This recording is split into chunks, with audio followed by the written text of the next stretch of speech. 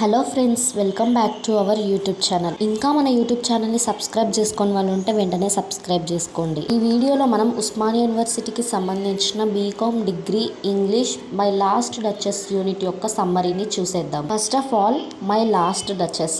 My last duchess అంటే ఒక wife, అంటే భార్యని డచెస్ అని చెప్పేసి ఇక్కడ చెప్పారు. దాని మీనింగ్ అనమాట. డచెస్ అంటే వైఫ్. మై లాస్ట్ డచెస్ అంటే నా చివరి భార్య, నా చివరి వైఫ్, నా last wife. My last duchess అనే ఈ పోయం రాబర్ట్ బ్రౌనింగ్ గారు అయితే రాశారు. సో దీని ఆథర్ వచ్చేసి రాబర్ట్ బ్రౌనింగ్. ఈ పోయం 1842లో రాశారు. ఇది అప్పటి కాలంలో ఫెరారా రాజ్యంలో ఒక సంఘటన గురించి మాట్లాడుతుందన్నమాట. అది ఏంటి అనేది మనం ఈ వీడియోలో తెలుసుకుందాం. ఇక్కడ డ్యూక్ అనేది ఎవరైతే అన్నారో, డ్యూక్ అనేది ఒక పేరు, ఒక రాజు పేరు, ఒక కింగ్ నేమ్. సో ఈ కింగ్ లాస్ట్ వర్డ్స్, లాస్ట్ ఒక పిక్చర్ని చూపిస్తూ ప్రారంభం అవుతుంది, స్టార్ట్ అవుతుంది. సో ఆ డ్యూక్ ఏం పిక్చర్ని చూపిస్తున్నాడంటే, లాస్ట్గా తన వైఫ్ని పిక్చర్గా చూపిస్తున్నాడు మనకి. ఎందుకు అంటే ఈ యూనిట్లో వాళ్ళ భార్య వ్యక్తిత్వాన్ని, వాళ్ళ భార్య ఎలాంటిది, అతను ఏం ఫీల్ అవుతున్నాడు అని చెప్పేసి మనకి యూనిట్ అనమాట. సో ఇది మీరు బాగా గుర్తుపెట్టుకోవాలి. స్టార్టింగ్ ఏమని రాయాలంటే, డ్యూక్ తన వైఫ్ పిక్చర్తో స్టార్ట్ అవుతుంది అనమాట స్టోరీ. అది మీరు రాయాలి. సో తన వైఫ్ పిక్చర్ని డ్యూక్ సొంతంగా ఒక ఆర్టిస్ట్తో డ్రా చేపిస్తాడనమాట. ఆ పిక్చర్ని, వాళ్ళ వైఫ్ పిక్చర్ని. ఈ పోయం డ్యూక్ యొక్క మైండ్ సెట్ ఎలా ఉంది అని చెప్పేసి ఈ పోయంలో మనకి క్లియర్గా ఇచ్చారు. సో డ్యూక్ అనే కింగ్ ఇక్కడ వేరే వైఫ్ని మ్యారేజ్ చేసుకోవాలి అని చెప్పేసి అనుకుంటాడు. డ్యూక్కి తన వైఫ్ అంటే ఇష్టం లేదు, అందుకే వేరే వైఫ్ని మ్యారేజ్ చేసుకోవాలని చెప్పేసి అనుకుంటున్నాడు. ఎందుకు తన వైఫ్ అంటే ఇష్టం లేదంటే, డ్యూక్ వాళ్ళ వైఫ్ ఆస్తి కోసం మ్యారేజ్ చేసుకున్నట్టు అతను ఫీల్ అవుతాడు. తనతో జస్ట్ ఫ్రెండ్లీగానే ఉంటుంది, ఫ్రెండ్లీగా అయితే ఉంటుంది, but wife and husband relationship లో అయితే ఉండట్లేదు అని చెప్పేసి అంటున్నాడు. సో ఫ్రెండ్లీగా ఉంటే నాకు ఆ రిలేషన్ అనేది సరిపోవట్లేదు.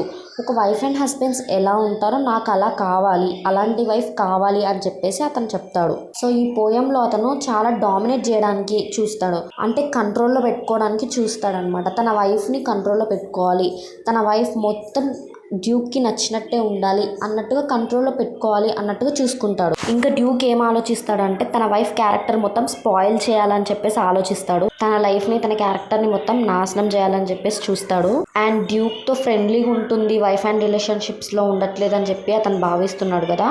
సో నాతో ఫ్రెండ్లీగా ఉంటుంది కాబట్టే తన హార్ట్ మళ్ళీ వేరే వాళ్ళకి ఇచ్చేసి వాళ్ళకి దగ్గర అవుతుందా అని చెప్పేసి ఇతనిలో ఏవేవో డౌట్స్ అయితే మొదలవుతాయి అన్నమాట.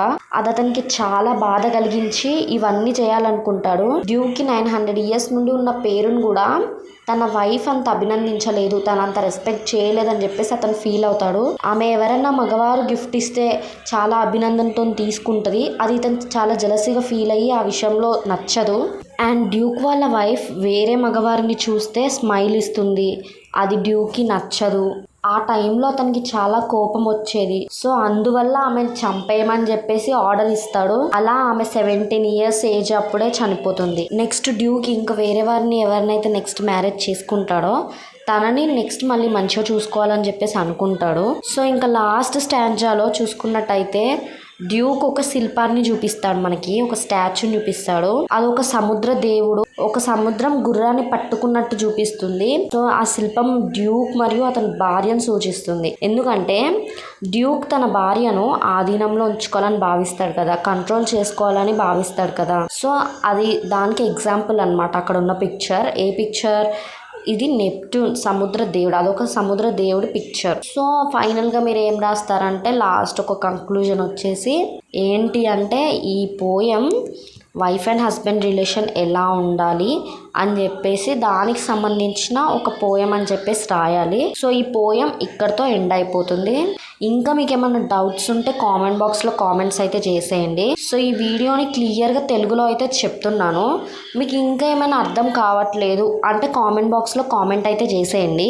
అండ్ ఇంకో విషయం ఏంటి అంటే, ఇక్కడ నేను పైన సమ్మరీ ఇంగ్లీష్ అండ్ తెలుగు రెండిట్లో డిస్ప్లే అయితే చేశాను. మీరు ఒక్కసారి వీడియోని పాజ్ చేసి స్క్రీన్ షాట్ అయితే తీసుకొని ప్రిపేర్ అవ్వచ్చు. అండ్ అన్ని సమ్మరీస్లో చెప్పినట్టు ఫస్ట్ అబౌట్ ద ఆథర్ రాసిన తర్వాతనే మీరు సమ్మరీ అయితే స్టార్ట్ చేయాలి. సో ఇదండి ఇవాల్టి యూనిట్ మై లాస్ట్ డచెస్ అనే సమ్మరీ. సో తెలుగులో చాలా క్లియర్గా చెప్పాను. ఇంకా మన యూట్యూబ్ ఛానల్ సబ్స్క్రైబ్ చేసుకుని వాళ్ళు ఉంటే వెంటనే సబ్స్క్రైబ్ చేసుకోండి. Thank you. See you later.